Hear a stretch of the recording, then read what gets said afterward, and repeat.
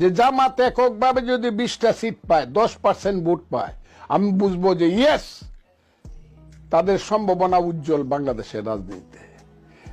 10% vote, 20টা seat একা একা যদি পায়, এত বাকবাকুম করেন কেন? কয়টা সিট পাবেন কোথায়?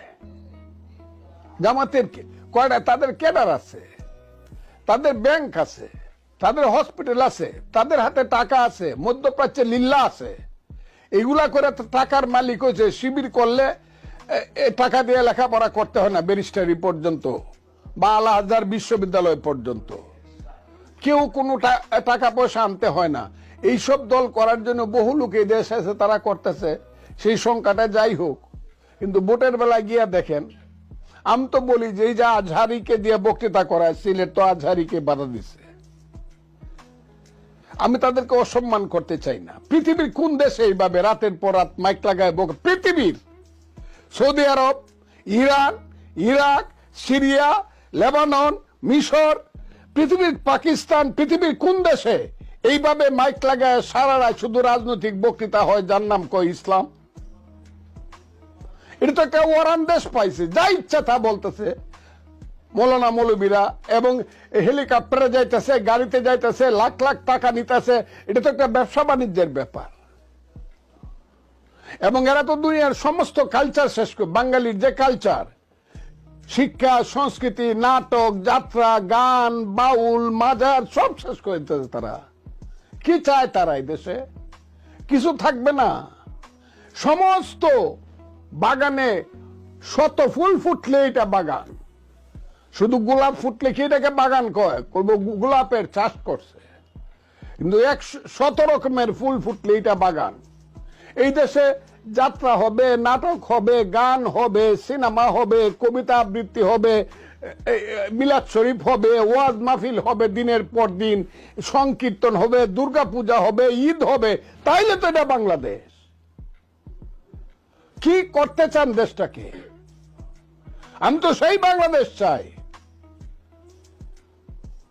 এখানে যেমন গান থাকবে, পূবালি হাওয়া পশ্চিমে যাও, কাবার পথে বইয়া যাওরে বইয়া সেই গরিবের সালাম কানি লইয়া, তেমনি গান থাকবে, ভ্রমর কয় গিয়া শ্রীকৃষ্ণ বিহনে আমার অঙ্গ যায় জ্বলিয়া রে ভ্রমর কয় গিয়া। সব থাকবে, কেউ কাউকে বাধা দিবে না। আমি খুব ক্লিয়ার বলি। কাজেই যেটা শুরু হয়েছে দেশে, এটা তো গুমরাহির পথে যাচ্ছে দেশ, অন্ধকারের পথে যাচ্ছে দেশ।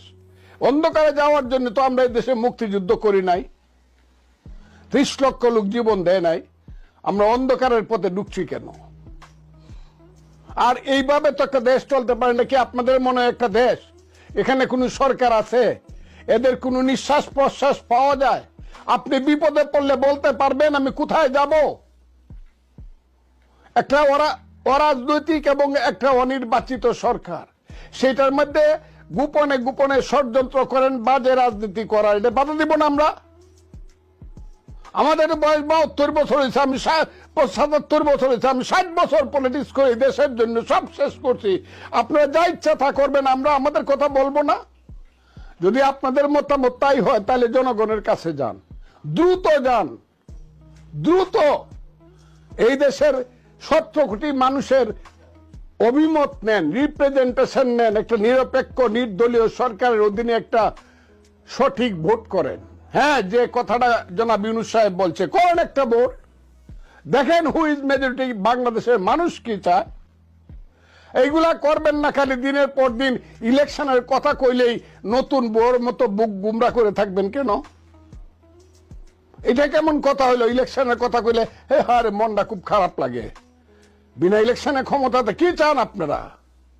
চেহারা তো এক একজনের লাল টুকটুকে হইতেছে, আপেলের মতো হইতেছে, দেখতেছি তো। মানুষ কি চোখ বন্ধ করে রাখবে? বিবেক বন্ধ করে রাখবে? কিছুই বলবে না মানুষ। আপনারা তাই করতেছেন। কই, আমি তো ফজলুর রহমান দিয়ে এখন রিক্সা দিয়ে হাইকোর্টে যাই। আমি ড্রাইভার রাখতে পারি না বলে গাড়ি চালাতে পারি না, তেলের দাম দিতে পারি না বলে গাড়ি চালাতে পারি না। আমি সেটা নাইবা বললাম, আমার ছেলে পেলেরা কি করে? এত সানাতুল্য খায় না, সবাই কাজ করে খায়, সব সবচেয়ে ছোটটা ব্যারিস্টার, কাজে উপরের গুলা কি বুঝবার চেষ্টা করেন। আমি একটা গাড়ি চালাতে পারি না, আপনার 4 কোটি টাকা দামের গাড়ি চালান কেমনে? কি করে 25টা গাড়ি লিয়া 50টা মাইক্রোবাস নিয়ে এখানে যান? কেমন করে 100 গেট করেন বাড়িতে গেলে পরে? এগুলা কি? এটা তো অপসংস্কৃতি। রাজনীতি তো আপনারা ধ্বংস করে দিচ্ছেন, আমাদের ভবিষ্যৎ জেনারেশনকে তো আপনারা ধ্বংস করে দিচ্ছেন। এই দেশ থাকবে না যতদিন চন্দ্র সূর্য উঠবে। জামাত এবং বিএনপি দুইটা রাজনৈতিক দল, দুইটা রাজনৈতিক দলই তারা নিজেদের স্বার্থে কাজ করে। যখন জাতীয় স্বার্থে এসে একমত হয় তখন একসাথে কাজ করে, আবার যখন মনে করে যে আমাদের ব্যক্তিগতভাবে আমাদের দলীয় স্বার্থ প্রয়োজন তখন দলীয় স্বার্থে কাজ করে। তাতেও কোনো আপত্তি নাই। আপত্তিটা হলো সেই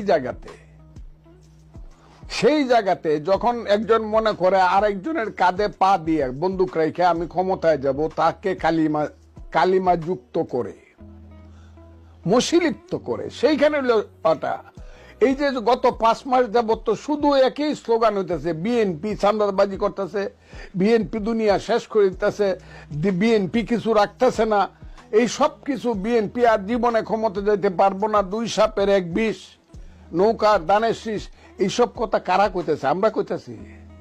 আমরা তো বলি নাই, আমরা তো এই কথা বলি না।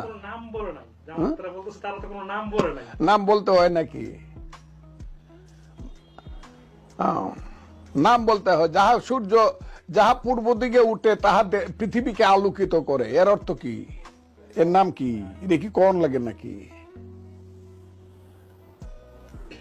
কাজে এইগুলা কয়ে তো আমরা তো এত বোকা না, তো আমরা তো বুঝি যে আপনারা কি চাই। একা একা ক্ষমতা যেতে চান, ইলেকশন করে আসেন না, দেখি না। আমি তো চ্যালেঞ্জ করছি, 77 বছর হয়েছে, আমি 60 বছর পলিটিক্স করে দেশের জন্য সব শেষ করছি। আপনারা যা ইচ্ছা তা করবেন, আমরা আমাদের কথা বলবো না।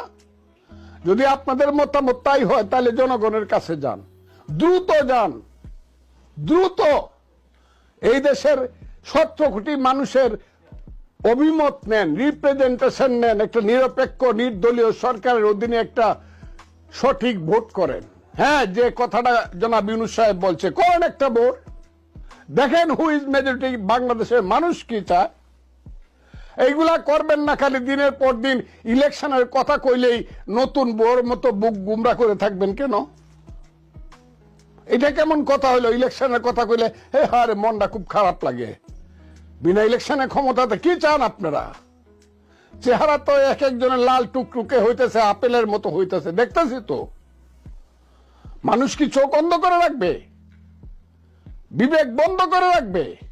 কিছুই বলবে না মানুষ। আপনারা তাই করতেছেন।